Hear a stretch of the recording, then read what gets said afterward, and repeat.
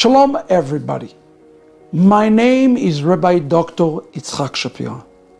Recently I've made a video for you in highlighting the great danger and risk of the decision of 143 nations who decided to vote in the UN meetings in favor of establishing a Palestinian state, while Hamas and other terror organizations still hold the captives even to these days.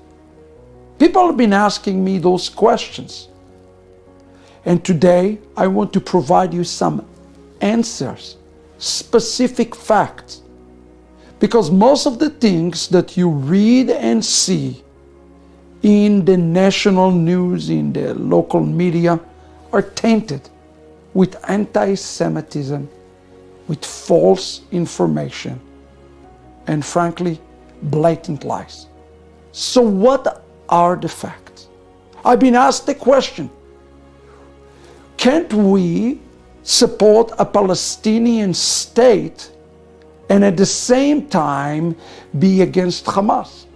Many nations claim that they against Hamas, they are for Israel, but they are also for the Palestinian people. The answer is, it is impossible. Let me explain to you the fact. Israel have left the Gaza Strip in 2005. They left Gaza. They let Gaza and the people there, the Palestinians, self-govern themselves. Who did they choose to put as their leaders? In a democratic elections that Israel have no hand in. The Hamas themselves were selected by the people. Know the facts. It is the people of Gaza and the Palestinian or so-called Palestinians in the West Bank that have chosen to put the Hamas in leadership. Hamas has been chosen by the people. Nobody else have chosen them. What about the Palestinian Authority? You see, today Abu Mazen, the Prime Minister of the Palestinian Authority, decided to postpone the elections in the West Bank. And you must ask yourself the question, why did he choose to postpone those elections? The truth to be told is in surveys that have been made again and again in the West Bank. It showed that over 90% of the people would vote for Hamas. Abu Mazen decided to postpone it because the people in the West Bank, not in Gaza, are, for the large majority, are for the Hamas, are with the Hamas, and they are themselves Hamas operative. Understand this. There is no distinction between the Palestinian Authority and between those who are in Gaza. When October the 7th massacre took place, did the Palestinian Authority have done anything to condemn what has taken place? The answer is no. There was no condemnation message from the Palestinian Authority. On the contrary, they justified what happened by occupation of Israel. What occupation? Gaza could have been Singapore with hundreds of millions of dollars. But what did they spend the money on?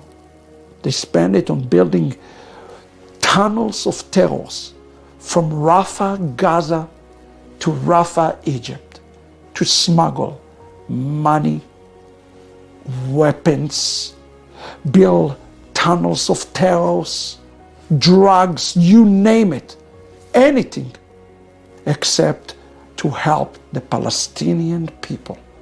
And who is the one who chose those people? It is the people of Gaza themselves who have chosen. Understand the facts. When October the 7th took place, on the other side, in Judea and Samaria, everybody went and shouted, Allahu Akbar, our God is great. And they give candy to the children like a day of celebration, not just in Gaza, but also in the West Bank. And lastly, let me leave you with one more thing to consider. Today, Sinwar himself has no care for his own people.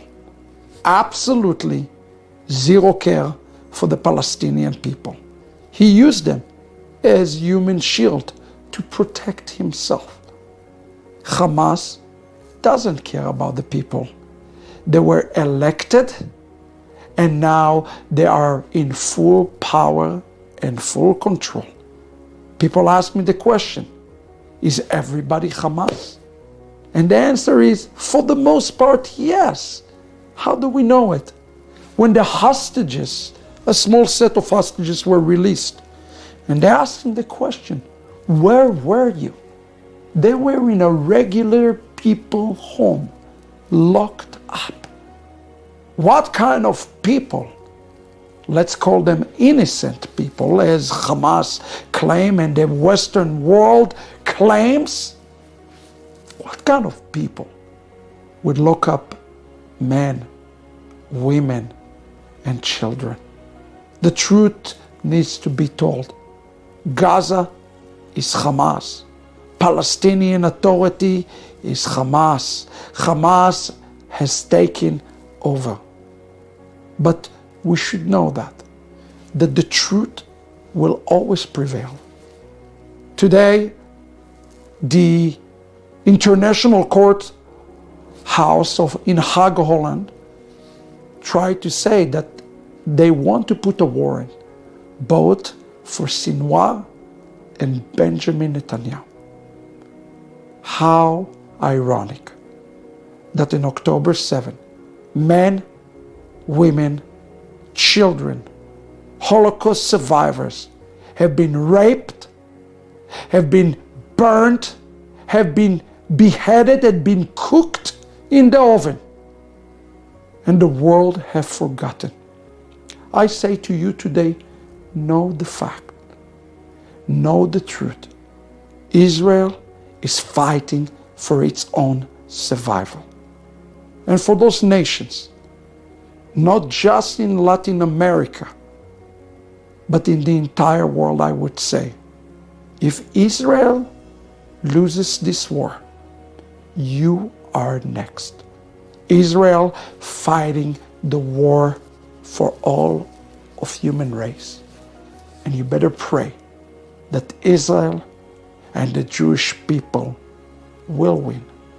Because this is not a fight between two groups of people.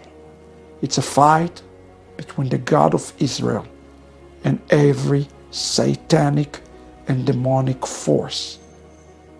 Now, when Israel decided to go to southern Gaza, to the city called Rafah, the world went up in arms and said, "What are you doing, Israel?"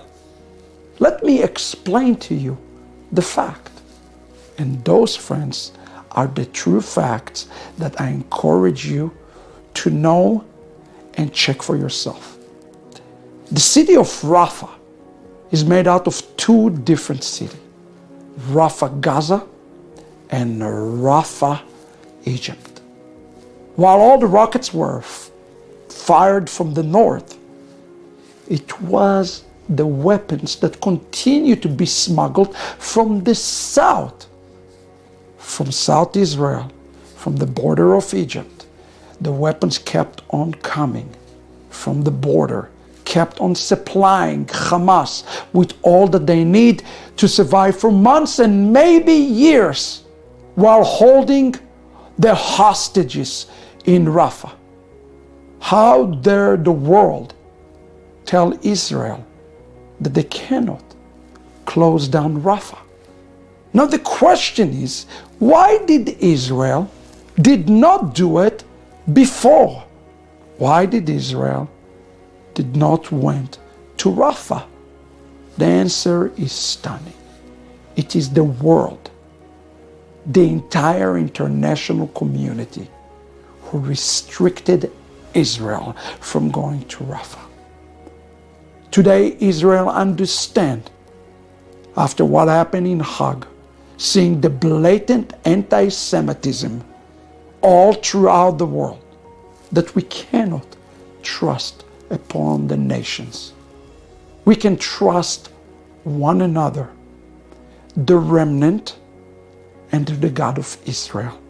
Our hope is found in our Messiah, who is yet to return, but he is returning soon, as we have seen what happened in Iran.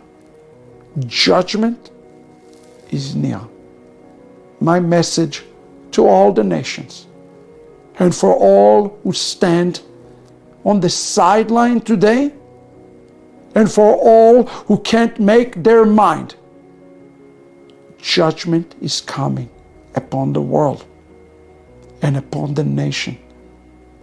Take today the stance with Jacob, stand with the Jewish people, stand for the truth.